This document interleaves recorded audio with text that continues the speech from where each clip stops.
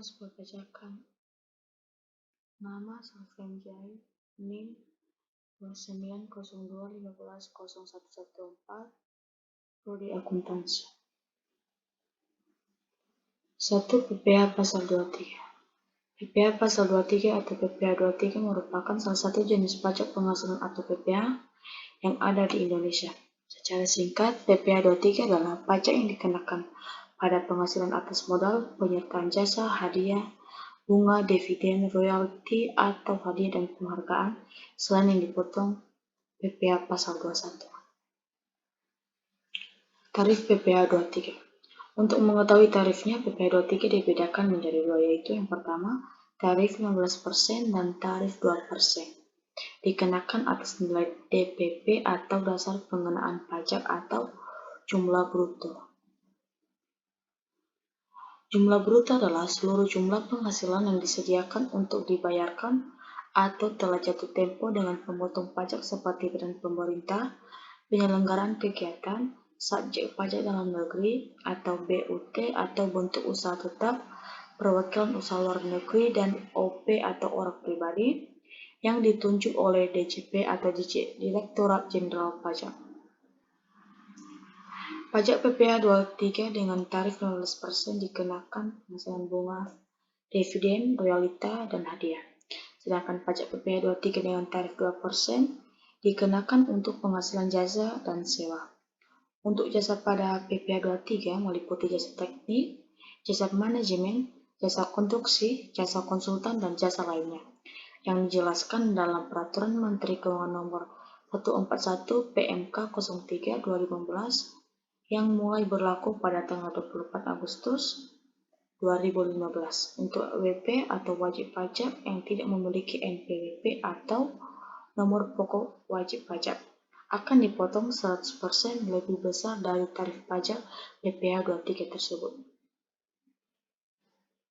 Pengecualian PPh 23. Meskipun PPh 23 merupakan pajak penghasilan yang dikenakan atas penghasilan berupa bunga, royalti, sewa, jasa, dan hadiah yang selain yang telah dipotong oleh PPh 21, namun ada beberapa hal yang dikecualikan dalam PPh 23. Di antaranya yang pertama, penghasilan yang mempunyai ikatan hutang dari bank.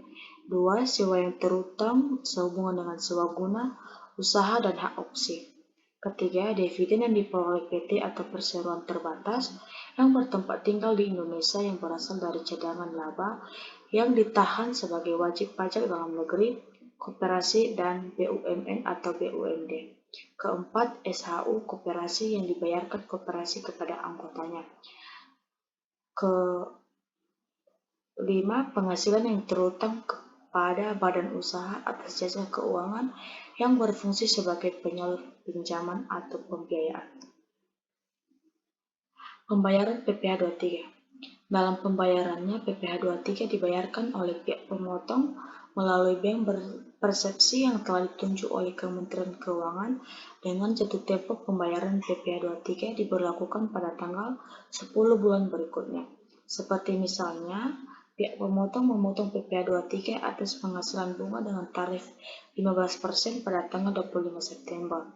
Maka pihak pemotong harus membayarkan PPh 23 pada tanggal 10 Oktober. Tetapi sebelum melakukan pembayaran, pihak pemotong harus membuat ID billing melalui aplikasi online pajak. Bukti pemotong PPh 23. Jadi, bukti pemotong atau rangkap 1 untuk pihak yang dikenakan pajak dan bukti potong atau rangkap 2 untuk pihak yang melakukan e-filing pada bulan September 2020 berlaku Cap 368 PJ 2020 yang berisikan kewajiban bagi WP atau wajib pajak untuk membuat bukti potong melaporkan SPT PPh Pasal 23 sampai 26 secara online melalui e-Bupot atau DJP kepanjangannya Direktorat Jenderal Pajak. Manfaat dari e-Bupot adalah yang pertama bukti pemotongan langsung ke lawan transaksi, dan yang kedua bukti pemotongan tersimpan dengan aman di PJAP atau penyedia jasa aplikasi pajak dan DJP Direktorat Jenderal Pajak. Pelaporan PPh 23. Berkaitan dengan pelaporan PPh 23, pelaporan dilakukan oleh pihak pemotong dengan mengisi SPT atau PPh pasal 23 atau 26 dan dapat melaporkannya melalui fitur pajak online dan e-filing gratis di online pajak dengan jatuh tempo pelaporan PPh 23, yaitu pada tanggal 20 bulan berikutnya. 2. PPh pasal 24. Pengertian PPh pasal 24. PPh pasal 24 diartikan sebagai peraturan yang mengatur hak wajib pajak untuk memanfaatkan kredit pajak mereka di luar negeri, untuk mengurangi nilai pajak terutang yang dimiliki di Indonesia. Pajak yang dibayar atau terutang di luar negeri atas penghasilan dari luar negeri yang diterima atau diperoleh wajib pajak dalam negeri, bahwa dikreditkan terhadap pajak yang terutang berdasarkan undang-undang di dalam tahun pajak yang sama. Bunyi pasal 24 ayat 1 UU nomor 36 tahun 2008 tentang PPh. Lebih lanjut, pada tanggal 2 UU 36 2008 disebutkan bahwa besarnya kredit pajak adalah sebesar PPh yang dibayarkan atau terutang di luar negeri, tetapi tidak boleh melebihi perhitungan pajak yang terutang berdasarkan aturan UU PH. Sumber penghasilan. Yang pertama, penghasilan dari saham dan surat berharga lainnya, serta keuntungan dari pengalihan saham dan surat berharga lainnya. 2. Penghasilan berupa bunga, royalti, dan sewa yang berkaitan dengan penggunaan harta benda bergerak. 3. Penghasilan berupa sewa yang berkaitan dengan penggunaan harta benda tidak bergerak. 4. Penghasilan berupa imbalan yang berhubungan dengan jasa, pekerjaan, serta kegiatan. 5. Pendapatan dari bentuk usaha tetap atau BUT di luar negeri. 6. Penghasilan dari pengalihan sebagian atau seluruh hak penambangan atau tanda keikutsertaan dalam pembiayaan atau pemanfaatan di sebuah perusahaan pertambangan. 7. Keuntungan dari pengalihan aset tetap. 8. Keuntungan dari pengalihan aset yang merupakan bagian dari suatu bentuk usaha tetap atau BAT. Perhitungan. Contoh perhitungannya. Supaya lebih memahami perhitungan PPh pasal 24, Anda bisa menyimak ilustrasi sederhana berikut ini. Di tahun 2022, PT Usaha Maju memperoleh pendapatan neto dari luar negeri sebesar 200 juta dan penghasilan dalam negeri senilai 300 juta. Sesuai peraturan perpajakan di negara tersebut, diasumsikan pada usaha ini harus membayar pajak sebesar 15%. Untuk dapat menghitung total pajak terutang yang harus dibayarkan di Indonesia, maka wajib pajak badan ini harus menjumlahkan total pendapatan neto keseluruhan yang menjadi 500 juta. Selanjutnya, total PPh terutang dapat dihitung dengan cara 15% dikali 500 juta sama dengan 75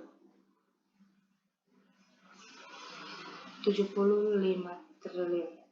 Setelah mendapatkan total PPh terutang, maka perlu dihitung jumlah pajak maksimum yang dapat dikreditkan melalui rumus penghasilan neto dari luar negeri dibagi total penghasilan dikali total PPh terutang. 200 juta dibagi 500 juta hasil dikali 75 juta hasilnya 30 juta. Berdasarkan ilustrasi perhitungan di atas, maka total pajak yang dapat dikreditkan wajib pajak ini adalah 30 juta. 3. PPh pasal 25. PPh atau pajak penghasilan adalah pajak yang dibebankan atas penghasilan yang dimiliki wajib pajak berasal dari Indonesia ataupun luar negeri. Dasar hukum PPh ialah Undang-Undang Nomor 7 Tahun 1983 tentang pajak penghasilan. UU ini berubah selama 4 kali atau UU Nomor 7 Tahun 1983 yaitu Undang-Undang Nomor 7 Tahun 1991 sebagai perubahan pertama dan Undang-Undang Nomor 10 Tahun 1994 sebagai perubahan kedua dan UUD 17 Tahun 2000 sebagai perubahan ketiga dan UUD 36 Tahun 2008 sebagai perubahan keempat. Kategori pajak penghasilan ada dua. Yang pertama, PPh terkena pada wajib pajak orang pribadi, terbagi atas pegawai serta bukan pegawai ataupun pengusaha. Dan kedua, PPh yang dibebankan pada penghasilan wajib pajak badan atau perusahaan hingga objek yang terkena PPh tersebut. Pajak penghasilan pasal 25. Dalam pembayaran pajak, tidak seluruh wajib pajak dapat membayar pajak secara keseluruhan dan langsung. Agar tidak memberatkan, maka angsuran dan cicilan dapat dilakukan dengan mengikuti mekanisme pajak penghasilan atau PPh pasal 25. Adapun perbedaan PPh pasal 25 dengan jenis pajak penghasilan lainnya, yaitu PPh pasal 25 memiliki kategori dan cara perhitungannya sendiri. PPh dapat diangsurkan setiap bulannya dalam waktu 1 tahun dengan tujuan meringankan beban wajib pajak, mengingat pajak terutang harus dilunasi. Perhitungan PPh pasal 25 ayat 1. Perhitungan pasal 25 ayat 1, PPh yang terutang berdasarkan SPT tahunan dikurangi dengan PPh yang dipotong memberi kerja atau pasal 21. PPh yang dipungut oleh pihak lain atau pasal 22, PPh yang dipotong oleh pihak lain atau pasal 23, dan kredit PPh luar negeri pasal 24. Nah, bisa dibaca. Selanjutnya, perhitungan PPh pasal 25 ayat 2. Besar angsuran pajak pada bulan-bulan sebelum SPT tahunan PPh disampaikan sebelum batas waktu penyampaian SPT. Tahunan adalah sama dengan angsuran pajak bulan terakhir dari tahun pajak yang lalu. 3. Perhitungan pasal 25 ayat 4. Lanjut. Keempat, PPh pasal 26. Menurut UUD nomor 36 tahun 2008, PPh pasal 26 merupakan pajak penghasilan yang dikenakan atas penghasilan yang diterima atau diperoleh wajib pajak luar negeri dari Indonesia selain bentuk usaha tetap atau BAT yang berada di Indonesia. Subjek pajak pemotong PPh pasal 26 wajib dilakukan oleh ada 5 unsur. Yang pertama, badan pemerintah, subjek pajak dalam negeri, penyelenggara kegiatan, bentuk usaha tetap, dan perwakilan perusahaan luar negeri lainnya yang melakukan pembayaran kepada wajib pajak luar negeri selain bentuk usaha tetap. Penghasilan yang dipotong PPh pasal 26 ada 8. Yang pertama, dividen, bunga termasuk premium, diskonto, dan imbalan sehubungan dengan jaminan pengembangan utang. 3. Royalita, sewa, dan penghasilan lainnya sehubungan dengan penggunaan harta. 4. Imbalan sehubungan dengan jasa pekerjaan dan kegiatan. 5. Hadiah penghargaan. 6. Pensiun dan pembayaran berkala lainnya. 7. Premi swap dan transaksi.